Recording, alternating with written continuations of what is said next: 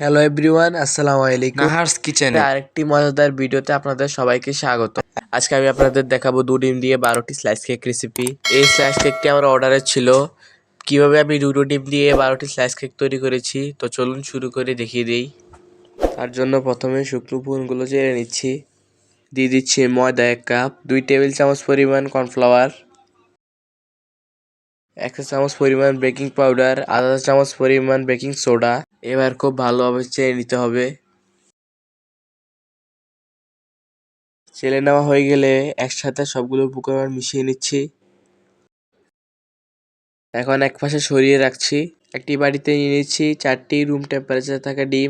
ফ্রিজে থাকলে অবশ্যই আধা ঘন্টা আগে নামিয়ে নিতে হবে। এই কথা মাথায় রাখবেন, ফ্রিজে ডিম দিয়ে কিন্তু কেক হয় না। এখন 4টা কুসুম আলাদা করে রেখে বিটারে মিডিয়াম স্পিডে বিট করে ফোম করে নিচ্ছি। তারপর দিয়ে দিচ্ছি চিনি। আমি এখানে 1 কাপ চিনিকে গুঁড়ো করে নিয়েছি। চিনি দিয়ে ততক্ষণ পর্যন্ত বিট করতে হবে যতক্ষণ পর্যন্ত একটি সংখ্যা লেখে তার সেই সংখ্যাটি দেখা যাচ্ছে। মানে সংখ্যা লেখার পর সেটা আবার মিলিয়ে যাচ্ছে না ডোয়ের সঙ্গে। এবং এই কাজটি করতে হবে বিটারে একদম মিডিয়াম স্পিডে। আমি এখানে চিনি গুঁড়ো 2-3 বারে ব্যবহার করেছি। আপনারাও চেষ্টা করবেন 2-3 বারে ব্যবহার করতে। এতে করে ডোটা খুব পারফেক্ট হবে। এতে করে ডোয়ের সঙ্গে চিনি গুঁড়ো আর থেকে যাবে না, সবগুলো একদম মিশে যাবে। দেখতেই তো পাচ্ছেন আমার ডোটা কিন্তু একদম পারফেক্ট হয়েছে। এখন আমি আস্তে আস্তে সবগুলো উপকরণ মিশিয়ে নেব এর মধ্যে। এখন দিয়ে দিচ্ছি সেই 4টা কুসুম দিয়ে এবার দিয়ে দিচ্ছি সামান্য পরিমাণ ভ্যানিলা এসেন্স। এবার ভালো মতন বিট করবো 15 থেকে 20 সেকেন্ডের মতন। 15 থেকে 20 সেকেন্ড বিট করা হয়ে গেলে এবার দিয়ে দিচ্ছি 1/4 কাপ পরিমাণ সয়াবিন তেল। সয়াবিন তেল দিয়ে আরও 15 সেকেন্ডের মতন বিট করে নিচ্ছি।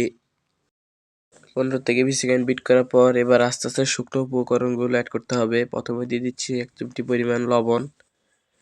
এবার দিয়ে দিচ্ছি আগে থেকে সেই চেলে রাখা শুকনো উপকরণগুলো। আমি আরেকবার চেলে তার অর্ধেকটা দিয়ে দিচ্ছি।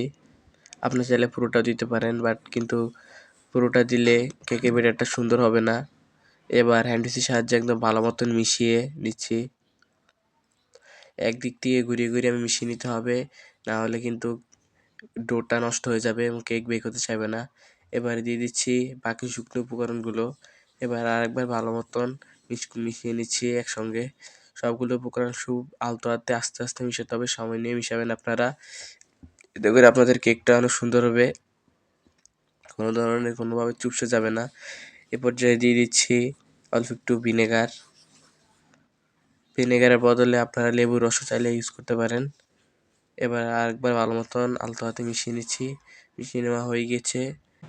এবার দিয়ে দিচ্ছি 1/4 কাপের একটু কম, মানে 1/2 কাপ পরিমাণ গরুর দুধ দিয়ে আরেকবার ভালো মতন মিশিয়ে নিচ্ছি।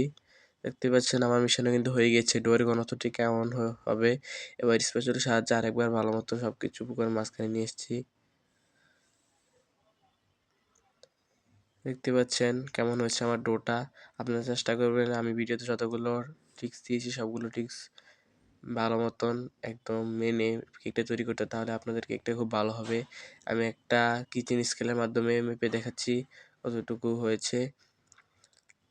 আমি আগের মোল্ডে 1 পাউন্ডের জন্য ডো দিচ্ছি 302 গ্রাম এবং এই মোল্ডটাও ঠিক এমনই দিচ্ছি, হয়তো একটু বেশি হয়েছে, 319 গ্রাম হয়েছে এই মোল্ডে। এবার ভালো মতন ট্যাপ করে তার মধ্যে শাঁসি কাঠি দিয়ে গুঁটে দিচ্ছি যাতে ভিতরে কোনো বাবল থাকলে তা ফুটে যায়। এবার 5 মিনিট থেকে ফ্রিজ করে রাখা পাতিলে এই ডোটা বেক করে নিব প্রায় 40 মিনিটের জন্য। 40 মিনিট পর মাশাআল্লাহ দেখতে পাচ্ছেন কতটা সুন্দর হয়েছে, জালি জালি হয়েছে এবং কতটা ফুলেছে। এবার শাঁসলি কাঠি দিয়ে দেখিয়ে দিচ্ছি কেকটা বেক হয়েছে কিনা। এবার মোল্ড আউট করে নেব। কেকটি মোল্ড আউট করা হয়ে গিয়েছে দেখতে পাচ্ছেন। এবার বেকিং পেপারটা উঠিয়ে নিচ্ছি।